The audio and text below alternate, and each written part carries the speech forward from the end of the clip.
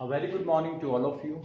Today I am going to start with one of the important topic of your current electricity, and the topic is your internal resistance of the cell. सबसे पहले cell का मतलब हमें पता होना चाहिए. What do you mean by cell? तो cell आपको पता है क्या होता है? एक डिवाइस होता है और इसका काम क्या होता है? To provide potential difference to the circuit. Circuit को पोटेंशियल डिफरेंस प्रोवाइड करता है सेल. अब ये क्या है? Internal resistance of the cell. तो नाम से ही पता चल रहा है that something opposition to the flow of current by the cell itself. वो इंटरनल रेजिस्टेंस है. अब इसको एक बार डिटेल में देखते हैं क्या है, इसकी डेफिनेशन देखते हैं, जो बुक इस डेफिनेशन आपकी सब कुछ. तो सबसे पहले इंटरनल रेजिस्टेंस. रेजिस्टेंस का मीनिंग तो आपको पता ही है. रेजिस्टेंस का मतलब होता है आपका the opposition provided to the flow of electric charge. ठीक है, उसको हम रेजिस्टेंस बोलते हैं. अब internal resistance of the cell वो आज हमें करना है. सबसे पहले एक बार सेल का टिपिकल आपका डायग्राम देखते हैं. तो ये आपका मैंने एक टिपिकल सेल का डायग्राम बनाया है. इलेक्ट्रोकेमिकल सेल जो आपका होता है, ये यहाँ पर आपका एक सॉल्यूशन है एंड दिस सॉल्यूशन, इसको हम बोलते हैं इलेक्ट्रोलाइट. आपको पता है. एंड ये इलेक्ट्रोलाइट्स में क्या होते हैं, आपका एक एग्जांपल मैंने दिया NaCl solution, copper sulphate solution. तो जब हम इलेक्ट्रिक करंट जब फ्लो होता है तो ये आपका आयंस में ब्रेक होते हैं. फिर ये आयंस आपके पॉजिटिव एंड नेगेटिव इलेक्ट्रोड्स पे, जिनको हम इलेक्ट्रोड्स बोलते हैं, उनके ऊपर जाके एक्यूमुलेट होना शुरू हो जाते हैं और सेल अपना काम करना शुरू कर देता है. ठीक है, तो एक टिपिकल सेल में आपके इलेक्ट्रोड्स होते हैं and the second important thing is electrolyte. तो ये दोनों इंपॉर्टेंट पार्ट्स होते हैं एक आपके सेल के. तो इंटरनल रेजिस्टेंस की तरफ बढ़ते हैं. क्या होता है? तो इंटरनल रेजिस्टेंस होता है आपका resistance offered by the electrolyte and electrodes of a cell to the flow of current. आपके सेल के इलेक्ट्रोलाइट एंड इलेक्ट्रोड, जो इसके सबसे इंपॉर्टेंट पार्ट है, वो जो रेजिस्टेंस ऑफर करते हैं to the flow of current, उसी को हम कहते हैं इंटरनल रेजिस्टेंस. इसका मतलब सेल जो आपको पोटेंशियल डिफरेंस प्रोवाइड करता है, उसके पास खुद का भी एक इंटरनल रेजिस्टेंस होता है जो करंट के फ्लो को अपोज करता है, and that is called internal resistance. और ये प्रोवाइड कौन करता है? Electrolytes and electrodes of a cell. ये प्रोवाइड करते हैं इंटरनल रेजिस्टेंस. डिनोट करते हैं सिंबल स्मॉल आर से. स्मॉल आर से इसको डिनोट किया जाता है. कैपिटल आर से आपका टिपिकल जो रेजिस्टेंस होता है उसको हम डिनोट करते हैं. उसके बाद जो ये इंटरनल रेजिस्टेंस होता है किस पे डिपेंड करता है? ये क्वेश्चन बहुत इंपॉर्टेंट है. इससे एमसीक्यू भी बन जाते हैं आपके, और बोर्ड एग्जाम्स में आपका कंसेप्चुअल क्वेश्चन, 1 मार्कर क्वेश्चन इससे बनते हैं. तो फैक्टर्स जिस पे आपका इंटरनल रेजिस्टेंस डिपेंड करता है, तो सबसे पहला फैक्टर होता है आपका नेचर ऑफ इलेक्ट्रोड्स. आपका इलेक्ट्रोड्स का नेचर क्या है? मतलब अगर आप अपने इलेक्ट्रोड्स चेंज करोगे, जैसे आपके ग्रेफाइट से बने हैं, किसी मटेरियल दूसरे मटेरियल से आप बनाओगे, तो आपका इंटरनल रेजिस्टेंस डिफरेंट होगा. दूसरा है आपका नेचर ऑफ इलेक्ट्रोलाइट.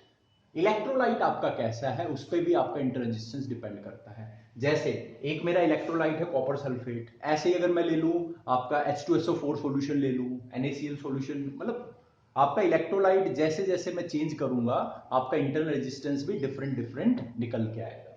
उसके बाद थर्ड होता है आपका डिस्टेंस बिटवीन द इलेक्ट्रोड्स. आपके जो ये इलेक्ट्रोड्स है, इनके बीच में डिस्टेंस कितना है, इस पे भी आपका इंटरनल रेजिस्टेंस डिपेंड करता है. ऑब्वियसली जब आपका यहां से पॉजिटिव चार्ज इस नेगेटिव इलेक्ट्रोड पे पहुंचेगा, ये जो नेगेटिव वाला आयन है ये पॉजिटिव पे पहुंचेगा, तभी आपका सर्किट कंप्लीट होगा, सेल फंक्शन करेगा. तो डिस्टेंस जितना ज्यादा होगा, इंटरनल रेजिस्टेंस उतना ही ज्यादा हो जाएगा. ठीक है, तो डिस्टेंस पे डिपेंड करता है between the electrodes. Fourth factor होता है आपका area of the electrodes dipped in the electrolyte. आपका जो ये इलेक्ट्रोड्स है, अभी देखो मैंने आधे डिप की है, आधे डिप की है, अगर मैं इनको और अंदर डिप करना चाहूं तो कर सकता हूं. तो इस पे भी डिपेंड करता है इंटरनल रेजिस्टेंस. तो कैसे डिपेंड करता है? Inversely proportional to area dipped. अगर मैं एरिया डिप्ड बढ़ा देता हूं, अगर मैं इनको और ज्यादा डिप करता हूं, तो मेरा इंटरनल रेजिस्टेंस डिक्रीज हो जाएगा. इसलिए कहा जाता है कि आपके इलेक्ट्रोड जितना ज्यादा इलेक्ट्रोलाइट में डिप्ड होगे, आपका सेल उतना ही बेटर होगा. ठीक है, तो आप जितना ज्यादा डिप करोगे, इंटरनल रेजिस्टेंस उतना ही कम हो जाएगा. लास्ट वन होता है आपका टेम्परेचर. दिस इज इंपॉर्टेंट और इसमें कंफ्यूजन रहती है, ध्यान रखना है. देखो, इंटरनल रेजिस्टेंस टेम्परेचर क्या होता है? Inversely proportional. ये ध्यान रखना है. ये इंपॉर्टेंट क्यों है? क्योंकि हमारा जो टिपिकल रेजिस्टेंस होता है अपनी वायर्स का, अपनी जो कंडक्टर हम यूज करते हैं अपने सर्किट में कनेक्शन के लिए, तो उसका जो रेजिस्टेंस होता है वो डायरेक्टली प्रोपोर्शनल होता है टेम्परेचर के. और हमें आदत हो जाती है रेजिस्टेंस को टेम्परेचर के डायरेक्टली प्रोपोर्शनल सोचने की हमेशा. ध्यान रखना है, इंटर रेजिस्टेंस उसका जस्ट अपोजिट होता है. टेम्परेचर जितना ज्यादा इंटर रेजिस्टेंस उतना कम, और उसका रीजन यहाँ पे बनता है, आप टेम्परेचर अगर इंक्रीज करते हो तो आयंस को और एनर्जी मिलेगी, वो जल्दी जाके इलेक्ट्रोड्स पे एक्यूमुलेट होंगे, जितना जल्दी एक्यूमुलेट होंगे आपका इंटर रेजिस्टेंस उतना ही कम होगा, करंट उतना ही ज्यादा मिलेगा, हमें उतना ही जल्दी मिलेगा, ज्यादा मिलेगा, ठीक है। तो टेम्परेचर जितना ज्यादा इंटर रेजिस्टेंस उतना ही कम। तो ये आपके कुछ फैक्टर्स होते हैं जिसपे इंटर रेजिस्टेंस डिपेंड करता है। तो होता किसकी वजह से, इलेक्ट्रोलाइट्स एंड इलेक्ट्रोड्स की वजह से, ठीक है। ये अपोज करते हैं फ्लो ऑफ करंट को, सिंबल होता है स्मॉल आर। उसके अलावा फैक्टर्स होते हैं नेचर, नेचर किसका, इलेक्ट्रोड्स का भी और इलेक्ट्रोलाइट का भी। डिफरेंट लोगे इलेक्ट्रोलाइट्स इलेक्ट्रोड्स, आपका इंटर रेजिस्टेंस भी डिफरेंट होगा। फिर डिस्टेंस बिटवीन द इलेक्ट्रोड्स, फिर फोर्थ होता है area of electrodes dipped in the electrolyte, inversely proportional होता है उसके, एंड द टेम्परेचर, टेम्परेचर के भी इनवर्सली प्रोपोर्शनल होता है। तो ध्यान रखना एरिया और टेम्परेचर दोनों के इनवर्सली प्रोपोर्शनल होता है। उसके बाद आपका अगला जो टॉपिक है, नेक्स्ट टॉपिक हम करेंगे EMF and terminal potential difference. तो उस पर मूव करता हूं। Now let's start with our next topic, EMF and terminal potential difference. इनके बारे में हमें नॉलेज होना बहुत जरूरी है, इससे पहले कि हम सेल में आगे प्रोसीड करें। तो सबसे पहले पढ़ते हैं, देखते हैं ईएमएफ क्या है। तो फुल फॉर्म होती है इसकी इलेक्ट्रोमोटिव फोर्स। इलेक्ट्रोमोटिव फोर्स इसको हम बोलते हैं, बट फोर्स जैसा कुछ ये होता नहीं है, ठीक है। ये एक्चुअली में तुम्हारा पोटेंशियल डिफरेंस होता है। कैसा होता है देखते हैं। सबसे पहले आगे बढ़ने से पहले एक बार ये देखते हैं कि इंटरनल रेजिस्टेंस को अगर मुझे सर्किट में शो करना तो शो कैसे करूंगा। तो इंटरनल रेजिस्टेंस आपका सेल का होता है, ठीक है।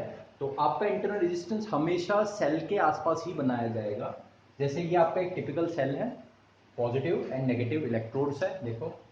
और इसी के साथ में मैंने एक रेजिस्टेंस दिखाया है, इसको स्मॉल आर से डिनोट किया है, this is your internal resistance, ठीक है। इसको हम आपका टिपिकल सेल बोलेंगे, क्योंकि साथ में इसका इंटरनल रेजिस्टेंस भी मैंने शो किया है। सेल के टॉपिक में हम इस तरह से अपना कंप्लीट सेल को शो करेंगे।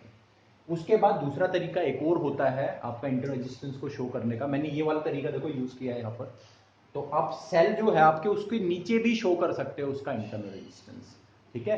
तो आपका जो इंटरनल रेजिस्टेंस होता है वो हमेशा सेल के बिल्कुल नजदीक, उसकी विसिनिटी में, उसके सराउंडिंग्स में ही लगाया जाता है। आप उसको एक्सटर्नल रेजिस्टेंस की तरह दूर नहीं लगाओगे कभी भी, सेल के करीब होगा, उसके पास होगा। इन दोनों में से आप कौन सा भी तरीका यूज कर सकते हो। Now let's move on to electromotive force. तो होता क्या है, उससे पहले एक सर्किट डायग्राम देखते हैं। तो मैंने एक सेल बनाया, उसके नीचे मैंने इंटर रेजिस्टेंस ये शो कर रखा है, दिस इज योर की अभी ओपन है, ठीक है, मैंने उसको क्लोज नहीं किया है। And this is your external resistance जिसके अक्रॉस आपका करंट फ्लो होगा। अब देखो, मैंने एक वोल्टमीटर लगाया है सेल के टर्मिनल्स के अक्रॉस, ये रहा। वोल्टमीटर का काम हमें पता है, it is connected in parallel and it is used to calculate, it is used to find out potential difference. तो टर्मिनल, ये आपका ईएमएफ या इलेक्ट्रोमोटिव फोर्स होता क्या है। तो इलेक्ट्रोमोटिव फोर्स आपका एक पोटेंशियल डिफरेंस ही होता है between the terminals of the cell, cell के टर्मिनल्स के बीच में। कब, ये इंपॉर्टेंट है, कब, व्हेन सर्किट इज ओपन, जब सर्किट ओपन हो, सर्किट में करंट फ्लो ना हो रहा हो, उस टाइम पे आपका जो सेल है उसके टर्मिनल्स के अक्रॉस अगर एक मैं वोल्टमीटर लगाऊं तो वो पोटेंशियल डिफरेंस को मेजर करेगा, कोई ना कोई वैल्यू देगा आपको, वही होता है ईएमएफ, इलेक्ट्रोमोटिव फोर्स। तो इलेक्ट्रोमोटिव फोर्स इनफैक्ट क्या होता है आपका, एक पोटेंशियल डिफरेंस होता है किसके बीच में, between the terminals of a cell. कब, when the circuit is open, this is very very important। Circuit open होने का मतलब है no current is drawn from the cell, cell से कोई करंट नहीं निकल रहा है। उस टाइम पे हमें जो पोटेंशियल डिफरेंस मिलता है across the terminals of a cell, जब सर्किट आपका ओपन होता है, उसी को कहते हैं हम ईएमएफ, इलेक्ट्रोमोटिव फोर्स।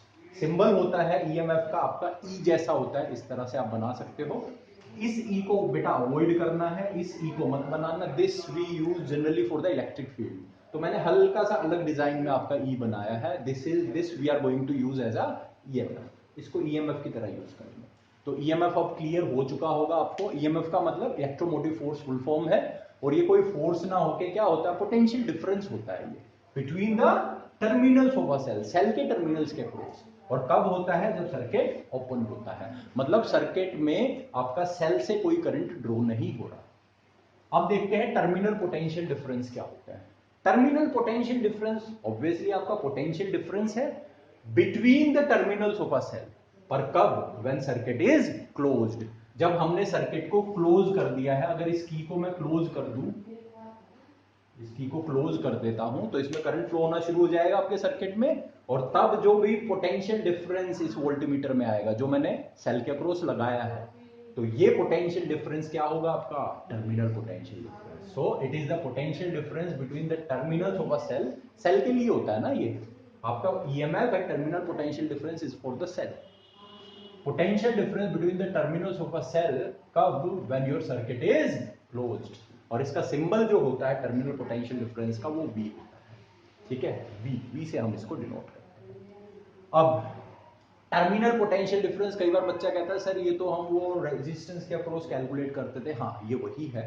आप इसको यहां पर आपको एक फॉर्मूला भी देंगे इसको कैलकुलेट करने का इन टर्म्स ऑफ ईएमएफ, वरना एक आपको फॉर्मूला ऑलरेडी पता है आपके क्लास 10th का, V equals to I into capital R। तो ये फॉर्मूला भी हम यूज कर सकते हैं। टाइम आने पे आपको बताऊंगा दोनों कैसे यूज करते हैं।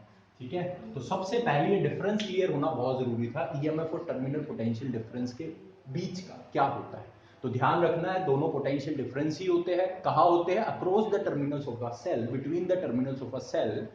कब? ये होता है व्हेन सर्किट इज ओपन, और ये होता है व्हेन सर्किट इज क्लोज्ड। इसका सिंबल E होता है, इसका सिंबल V होता है। अब आगे बढ़ते हैं तुम्हारा, और आगे बढ़ के हम एक बार रिलेशन फाइंड आउट करते हैं आपका ईएमएफ और टर्मिनल पोटेंशियल डिफरेंस के बीच में। इन दोनों के बीच में एक रिलेशन फाइंड आउट करेंगे, एक इक्वेशन आएगी जिसको हम सेल इक्वेशन भी बोलेंगे। बहुत जरूरी है हमारे लिए, एक सेल के लिए फॉर्मूला आएगा special, very very very important, उसका यूज होगा पूरे सेल के टॉपिक में। Now let's start with that. एक छोटी सी डेरिवेशन कराऊंगा, बोर्ड्स में आपसे नहीं पूछी जाती है, but from the knowledge point of view आपको पता होनी चाहिए। Now let's start with our relation between EMF and terminal potential difference. तो इनके बीच में एक फॉर्मूला है जो बहुत इंपॉर्टेंट रहने वाला है अपने पूरे सेल वाले टॉपिक में। तो मैंने टिपिकल फिगर बनाई है सेल की। दिस इज योर सेल है, इसके साथ में एक इंटरनल रेजिस्टेंस, इस बार मैंने इसके राइट में शो किया है। तो ये भी एक तरीका होता है इंटर रेजिस्टेंस को शो करने का। ठीक है, तो एक मैंने वोल्टमीटर लगाया across the terminals of the cell. ठीक है, और की को यहाँ पे क्लोज किया है, करंट फ्लो कर रहा है।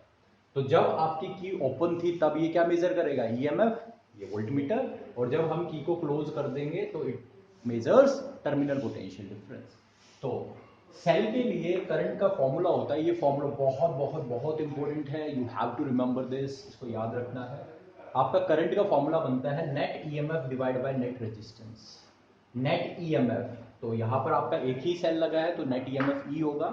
अगर एक से ज्यादा सेल लगे होते तो वो डिपेंड्स ऑन वो कैसे कनेक्टेड है, वो भी आपको मैं सिखाऊंगा। तो आप उनके आपस में उनके ईएमएफ को ऐड करते या सब्ट्रैक्ट करते, depends on the way they are connected. तो नेट ईएमएफ, क्योंकि सेल एक ही है तो ईएमएफ E है मेरा। नेट रेजिस्टेंस, नेट रेजिस्टेंस होता है the sum of external and internal resistance. External मैंने R माना है, कैपिटल R, इंटरनल है मेरा स्मॉल r, दोनों सीरीज में कनेक्टेड है तो r प्लस में स्मॉल r आप लिखिए। इसके बाद मैंने क्या किया, इनको क्रॉस मल्टीप्लाई कर दिया। अब i को मल्टीप्लाई किया तो मेरा बन गया i into capital R plus i into small r equals to E।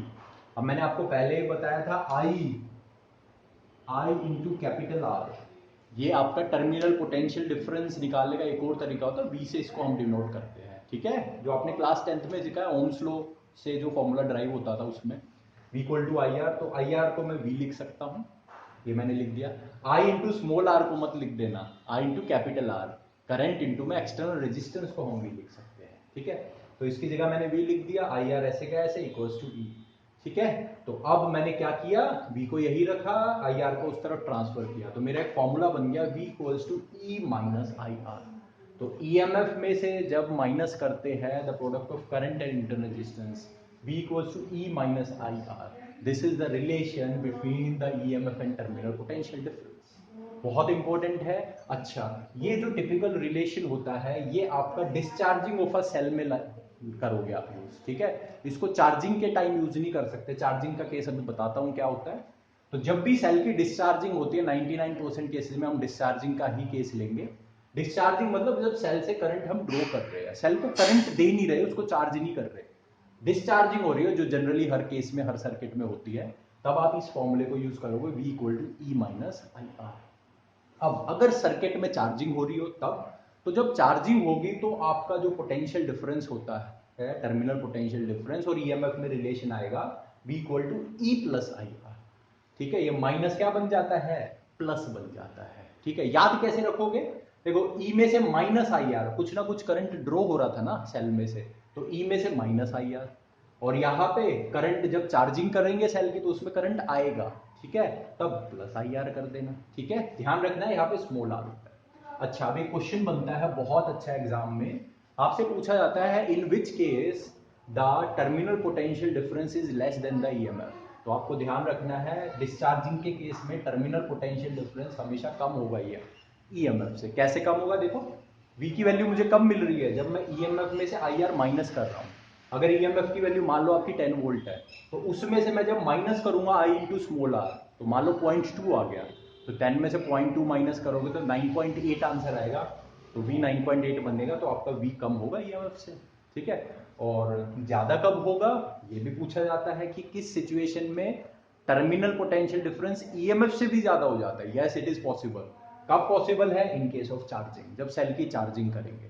Check कर लो, अगर मेरा पोटेंशियल टर्मिनल ये आपका ईएमएफ अगर 10 वोल्ट है, उसमें मैं आईआर को ऐड कर रहा हूं, मान लो आईआर की वैल्यू 0.2 है, तो क्या वैल्यू हो गई वी की 10.2, तो उस केस में आपका वी ज्यादा हो जाता है ई से। तो ध्यान रखना है, कम होता है आपका डिस्चार्जिंग में और ज्यादा बन जाता है टर्मिनल पोटेंशियल डिफरेंस ईएमएफ से in case of charging. Charging का मतलब क्या है, यहाँ पे मैंने शो किया है, आपको एक बड़ी बैटरी आपने यूज की, उसके अक्रॉस अपना सेल लगाया जिसको आपको चार्ज करना है।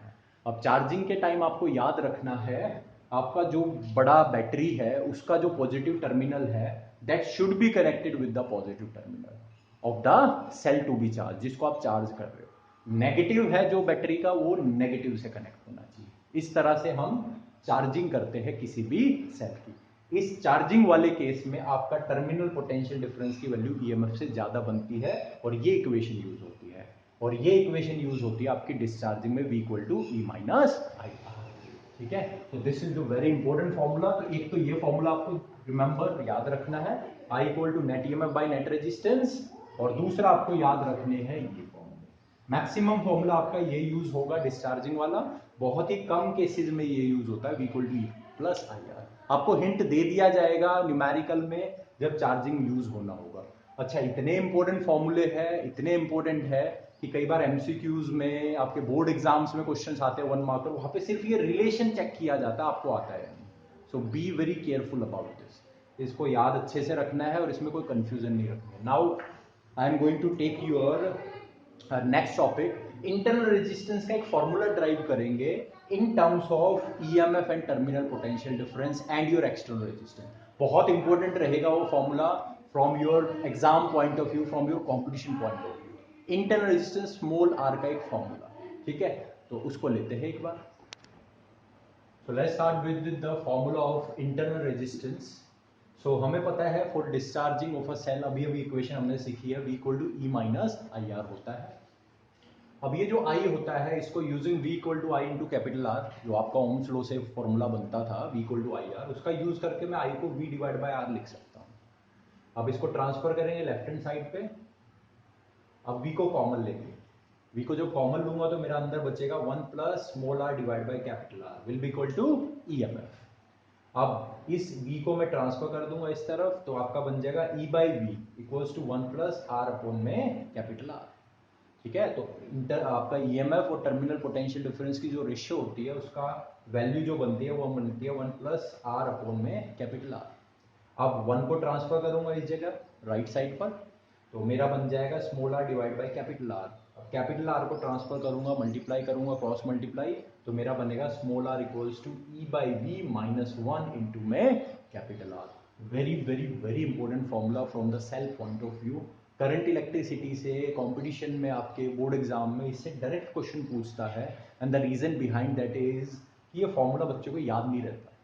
तो इसको अगर आप याद रखोगे तो आपको EMF, टर्मिनल पोटेंशियल डिफरेंस और कैपिटल R की वैल्यू गिवन होगी, जस्ट आपको फॉर्मूले में पुट करना और आंसर निकालना, इतना सिंपल होता है ये।